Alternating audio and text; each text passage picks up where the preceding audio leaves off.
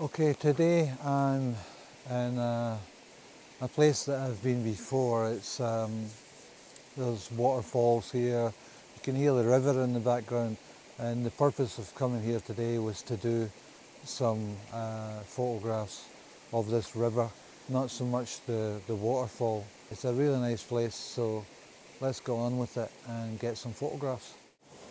Okay, so the first shot today is going to be of this little waterfall here, and it's still very early in the morning. It's not even 6 o'clock yet, so it's not very bright, so there's no need for any neutral density filters or anything. The idea is to just get this shot, and I'm not changing very much from my normal settings. I'm gonna, since I've got it on since I've got the camera on the tripod, it's not really a big deal. Don't need to change the ISO or anything. I can keep the ISO at 100. What I am going to do with this shot is I'm going to use it on the 2-second timer,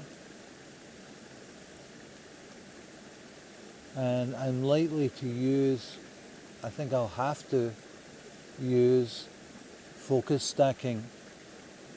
So the first shot is focused at this clump of grass here in the foreground, with the other waterfall in the background, and that's given me a 1-second exposure. So that is three shots, all taken at 1 second, focused on the clump of grasses here, focused on the clump of grass on the left hand side with a small wall, and then the last exposure is focused on the waterfall itself. Okay, so I've set up the camera, and I don't know if you can see it from that camera position, but there's a small clump of grasses here. So I'm going to take a photograph of that clump of grass with the waterfall in the background. Then I'm going to take another one with the clump of grasses, focused on the clump of grasses on the left, and then I'll take another one of the waterfall itself, and I'll do what is called focus stacking, and that will allow me to get the foreground, the midground and the background. In this case, the background is the subject of the waterfall, and it will be a 1 second exposure. On each exposure it will be 1 second. I'll combine them in Photoshop, and hopefully we'll get a shot that's sharp from front to back.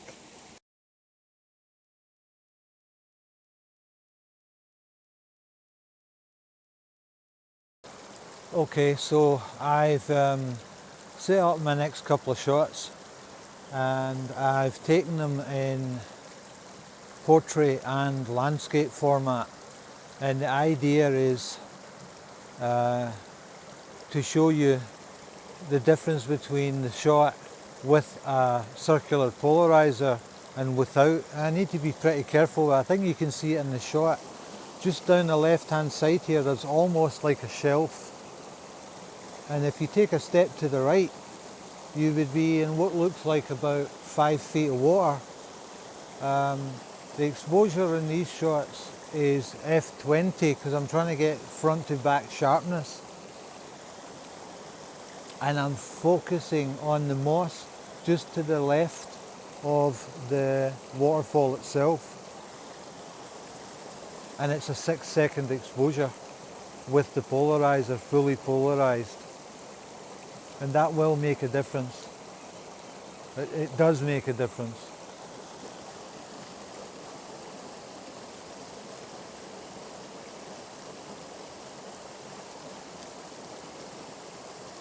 And of course I'm using a 2-second timer.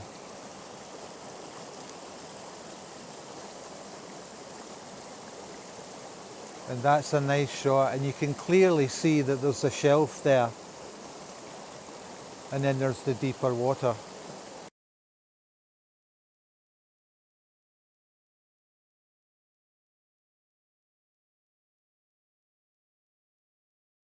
Okay, I'm having to be very careful here. I just stood in this area here and nearly broke my ankle. Very uneven ground, very dangerous. But this is the shot that I came here this morning to get. The last time I was here, it was much too late in the day, and it was very bright sunshine, and it was speckled sunshine coming through the trees. So it was so uneven lighting, it was very, very difficult to get. But I'm going to hurry up because the sun is coming over, even though it's very early. So the idea is to get the different steps, and I need to raise this almost to its full extent. So I'm having to be very careful here, considering where I'm standing. Polarizer.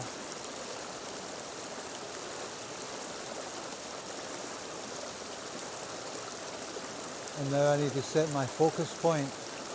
This exposure is 13 seconds because it's so much darker here under these trees. I'm also using a polarizing filter.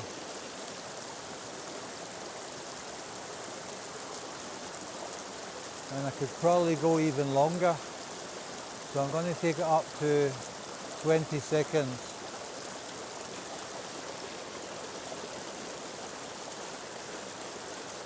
Now the camera is telling me that I'm underexposing by half a stop, but that's probably because I'm metering from the water,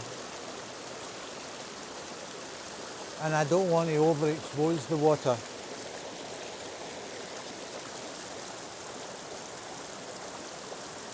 Now that is much nicer. That's a much nicer shot. And now what I want to do is I want to get I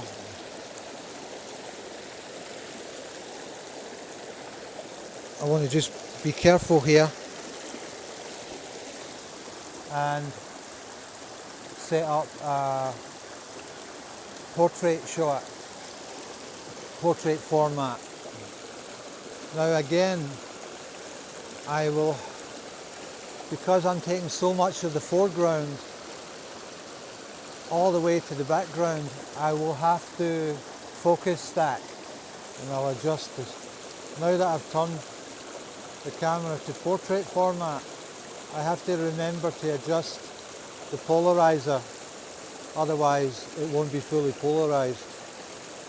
Make sure everything on the tripod is locked up. 2-second timer, 20-second exposure. So I'm going to take 4 shots in this shot and combine them. And the exposure will of course be the same, because I've got the camera set to manual. I'm not adjusting aperture, I'm not adjusting shutter speed at this point. I don't want any difference between any of the shots. The only difference is going to be the focal point, where the plane of focus is.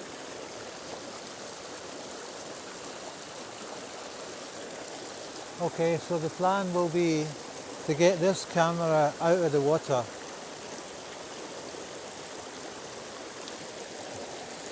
and I'll come back for this one. Got to be very careful. Got to be very careful where we're standing here. Don't want to end up to my neck in water.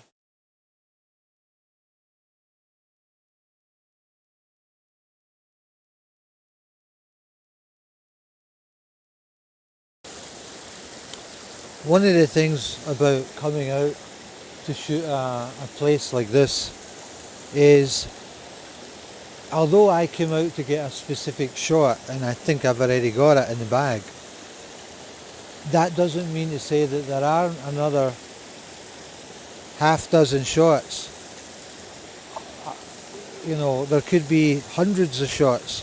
You just have to spend the time there looking around and see what you can come up with. I'm just about to set up my next shot, and it's very similar to what you can see now. So I'm going to get that set up, and then I'll show you what that's going to look like in the camera.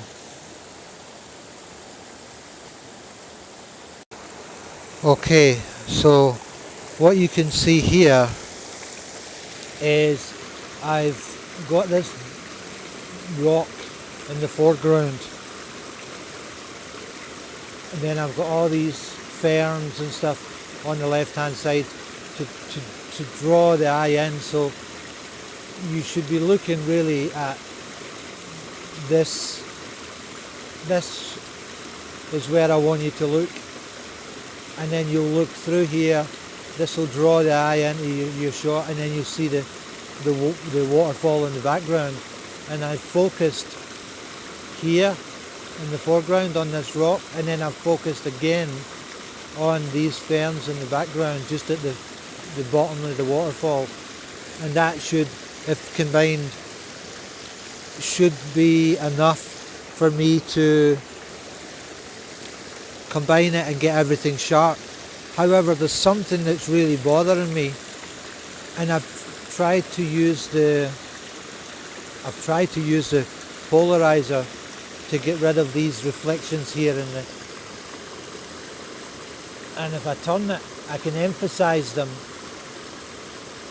as you can see. But when I turn it and it's fully polarized,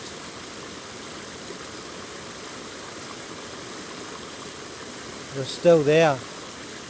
And then if I go beyond that point, so that's it there, fully polarized, and those reflections are bothering me. It's just annoying. So what I'm going to try and do is I'm going to try and get a lower viewpoint so that I can hopefully eliminate those reflections.